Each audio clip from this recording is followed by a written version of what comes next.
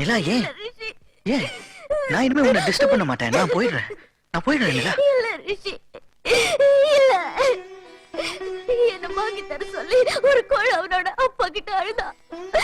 அது மாதிரி உங்க அப்பா என்கிட்ட தூது வந்தப்போ உங்களை சுயமா முடிவெடுக்க தெரியாத ஒரு ஆளு நினைச்சேன். அதனாலதான் நீங்க யாருன்னு கேட்டேன். இப்பதான் தெரியுது அதுக்கு காரணம் நீங்க என் மேல வச்சிருந்த மரியாதை. எந்த பெண்மே என்னால நீங்க வணங்குனீங்களோ அதே பெண்மே என்னோட பிடிவாதத்தினால